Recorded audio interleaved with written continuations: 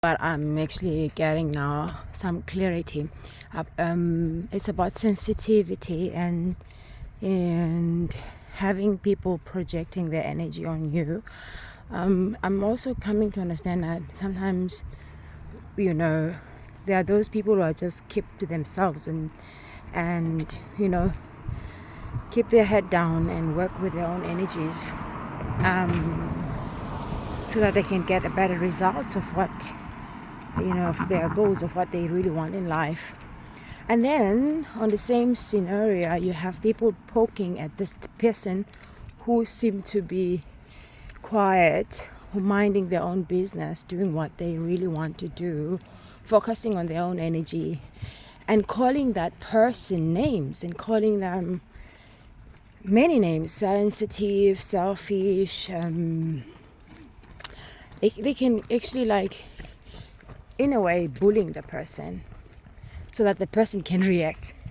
And the question is, in this scenario, who is sensitive? Because based on the understanding of self, we react to things, but we are not really the situations and things. We are more than that. We are spacious, we are vast, and we have the silence, we are the stillness, we are the sound mind, we're the observer, we're the seer of an experience of all that there is.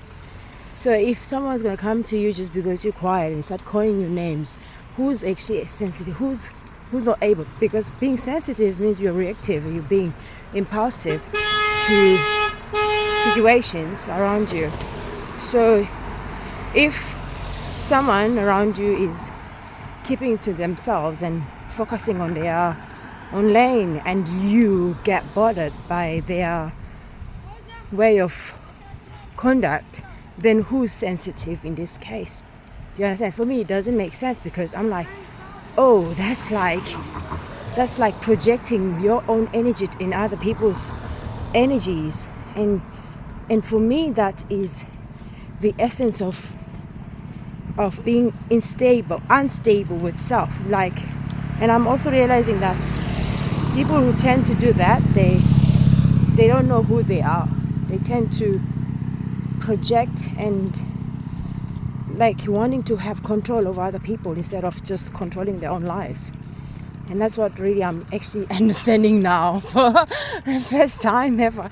It's so interesting, to come to realize and understand that people come to you like, oh, you're so this, you're so sensitive, you look this way, oh, you look sad, oh, those people are actually sensitive, and their sensitiveness is driven by the sense of feeling unstable within themselves. And instability, unstableness comes from lack of self-awareness. So I'm getting facts here in my own way. I'm understanding something so deep that many people tend to project.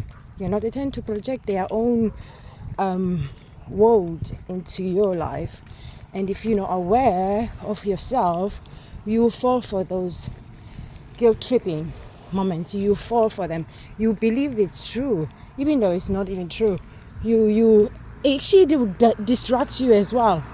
You start to doubt yourself, and you start to question yourself from someone's perspective, who in his own mind having confusion and being frustrated of seeing you being calm and owning your own shit and living your own life in the way you want it, and having a sense of drive in your life, and yet someone else is not content because of that. I mean, it's so tricky yet interesting and fascinating, because if you're really not aware of yourself, you get twisted into this circle of wanting to react, and at the same time losing balance or focus on what you really want to focus on. And that's what I'm really getting.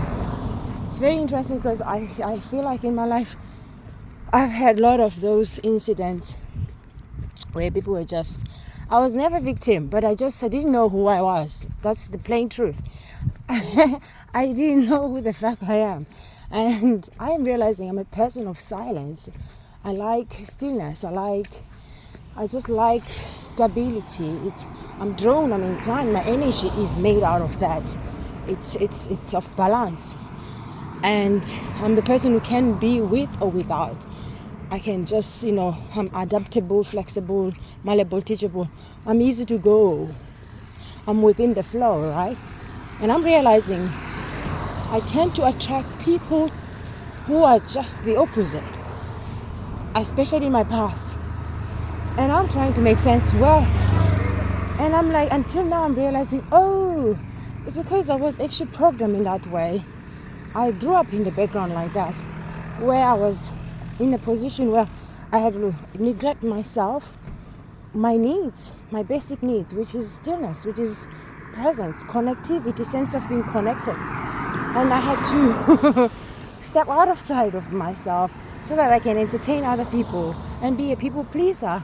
Energy, people who are lost in their own mind, confused, not knowing what they want and not knowing who they are, because that's a basic reason for these people to feel so sensitive and wanting to have control over everyone. It's because they have no idea what's going on inside them, and they're feeling a sense of being unstable, and which frustrate their nervous system, so they project it to the next person and they make as if you're the one who's having issues, but in the end, you understand? And I was like, oh goodness, I missed that lesson.